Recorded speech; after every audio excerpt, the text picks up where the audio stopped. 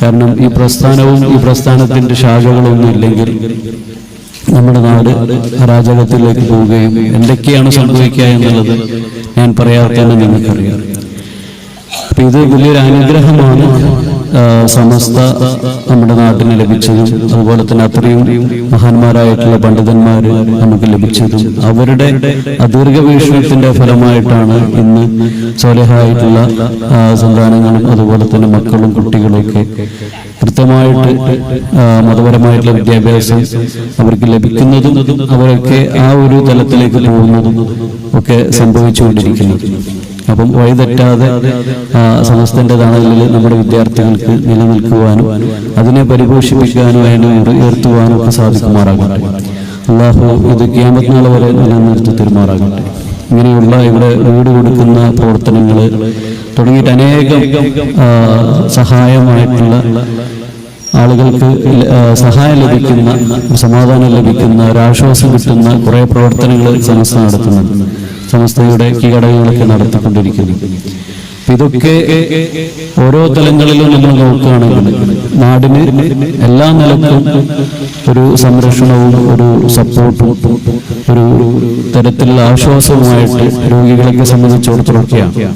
അപ്പൊ നമ്മൾ ആത്മീയമായിട്ട് ഒക്കെ നമ്മൾ ചെയ്യുന്ന കാര്യങ്ങളൊക്കെ നമുക്ക് ആശ്വാസം ലഭിക്കുന്നത്.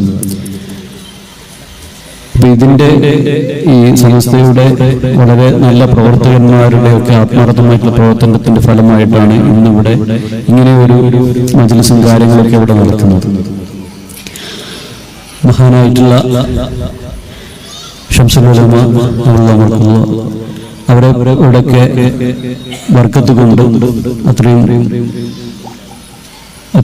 വലിയ ദീർഘവീക്ഷണവും ചിന്താഗതിയൊക്കെയുള്ള പണ്ഡിതന്മാരാണ്. അതിൽ വലിയ പണ്ഡിതനാണ് മഹാനവറുകൾ.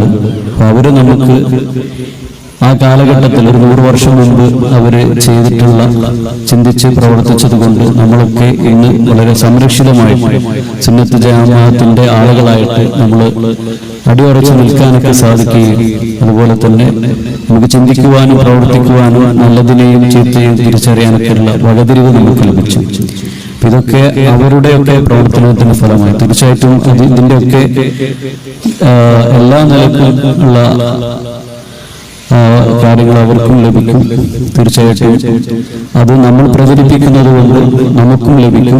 അത് തലമുറകൾ അങ്ങനെ പോകുമ്പോൾ അതങ്ങനെ എല്ലാവർക്കും അതിൻ്റെതായിട്ടുള്ള ഗുണങ്ങൾ ലഭിച്ചുകൊണ്ടിരിക്കും.